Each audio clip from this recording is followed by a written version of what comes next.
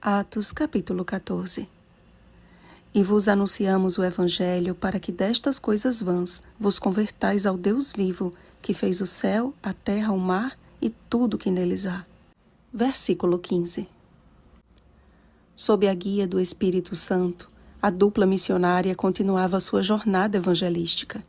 Paulo e Barnabé aceitavam com submissão a rota de Deus e em Icônio entraram juntos na sinagoga judaica e falaram de tal modo que veio a crer grande multidão, tanto de judeus como de gregos.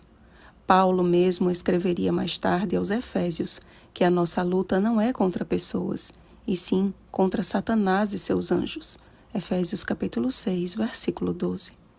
Quando pessoas se levantam contra os servos de Deus, estão sendo apenas instrumentos do adversário. Assim como um coração contrito e quebrantado torna-se sensível à atuação do Espírito Santo, um coração endurecido e orgulhoso torna-se alvo fácil do maligno. Mas os judeus incrédulos incitaram e irritaram os ânimos dos gentios contra os irmãos, ou seja, eles causaram uma grande divisão. Não mediram esforços para colocar uns contra os outros. Enquanto Paulo e Barnabé falavam ousadamente no Senhor, o qual confirmava a palavra da sua graça, aqueles agentes do inimigo provocavam dissensões entre os ouvintes. E vocês têm ideia, amados, do quanto esse tipo de atitude é ofensiva a Deus? Vejamos o que escreveu o sábio Salomão.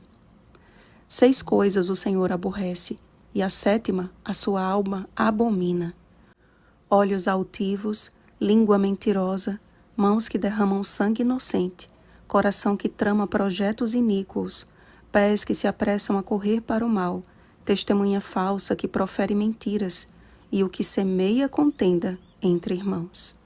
Provérbios capítulo 6, versículos 16 ao 19. A contenda é tão terrível aos olhos de Deus que ele não apenas odeia, mas considera uma abominação. Sabem por quê? Porque esse foi o veículo usado por Lúcifer para fazer cair do céu com ele terça parte da hoste angelical. Porque esse pecado lembra o primeiro dia em que o céu ficou de luto e mais vazio. Porque o amor de Deus foi questionado por um rebelde que com sagacidade e sutileza tentava desviar os olhos de seus companheiros da glória de Deus para as trevas do pecado. Por isso que o inimigo não está preocupado se estamos dentro da igreja, mas em que estejamos ocupados em conflitos internos, enquanto ele destrói vidas dentro e fora dela. A Bíblia diz que aquela dupla missionária não abandonou o posto de seu dever e nem se deixou desanimar. Com ousadia, permaneciam ali, cumprindo a missão que o Senhor lhes confiou, até que o Espírito os enviasse a outro lugar.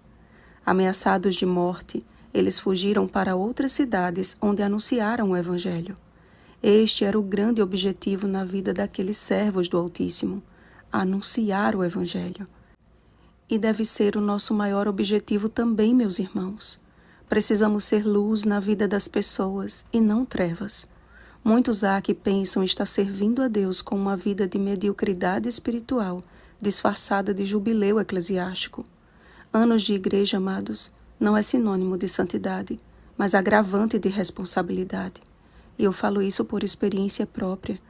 Perdi vários anos da preciosa vida que o meu Salvador me concedeu, com minha religião hipócrita e egoísta. Eu afirmava servir a Jesus, mas nem ao menos o conhecia. Quando lembro de como o Espírito Santo me buscou e de como me despertou de minha paralisia espiritual, me identifico com um homem aleijado em Listra, e as palavras de Paulo me são familiares: apruma-te direito sobre os pés. E cada vez que me deparo com situações adversas, encontro em Cristo Jesus o alívio e o conforto suficientes para prosseguir. Infelizmente, as pessoas de Listra não entenderam isso, desviando a glória de Deus para aqueles que eram apenas seus instrumentos e dando ouvidos aos incrédulos. Ouvi certa vez um pregador dizer mais ou menos a seguinte frase: pessoas decepcionam pessoas, mas Deus nunca nos decepciona.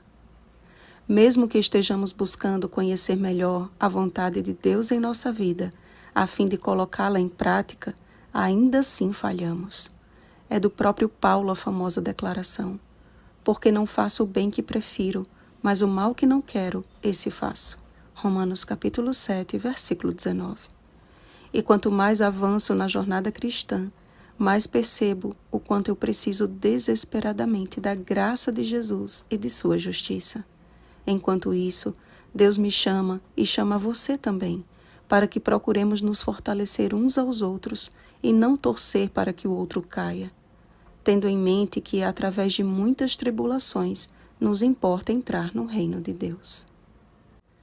Se Paulo e Barnabé voltaram aos lugares onde haviam sido ameaçados de morte, se mesmo gravemente ferido pelo povo, Paulo levantou-se e entrou na cidade, por que permitimos que um simples desentendimento ou a apatia de alguns nos afaste da casa de Deus? Eu sei que não é fácil lidar com a indiferença ou com a maledicência, mas quando depositamos a nossa vida nas mãos do Senhor todos os dias e nele confiamos, Ele nos dota de força e fé que nada nem ninguém pode destruir. E quando é hora de se retirar, o Espírito Santo é que dirige. Escolha ser uma bênção na vida de seus semelhantes. Fuja de conflitos. No que depender de vós, tende paz com todos os homens. Romanos capítulo 12, versículo 18. E poderás voltar a qualquer lugar de cabeça erguida, na certeza de que o Espírito Santo é quem te guia. Oremos, amados. Senhor nosso Deus, quão grande é a tua paciência para conosco. Nosso coração é enganoso e constantemente somos tentados a falar de nossos irmãos como se tivéssemos a capacidade de julgar as intenções alheias. Ó Deus, tem misericórdia de nós e por tua bondade nos conduz ao genuíno arrependimento. O Espírito Santo só foi derramado quando os discípulos resolveram as suas diferenças e perseveraram em oração até que do alto fossem revestidos de poder. Como ousamos pregar sem o poder do Espírito Santo? Pai, temos todos os recursos humanos em abundância, mas nos falta o poder. Opera em nós o milagre da verdadeira conversão. Então, enche-nos do teu Espírito e envia-nos a Jerusalém, a toda a Judéia e Samaria e até os confins da terra. Em nome de Jesus. Amém. Vigiemos e oremos. Uma feliz semana, mensageiros do Espírito Santo. Oremos pelo batismo do Espírito Santo. Oremos uns pelos outros. Rosana Garcia Barros.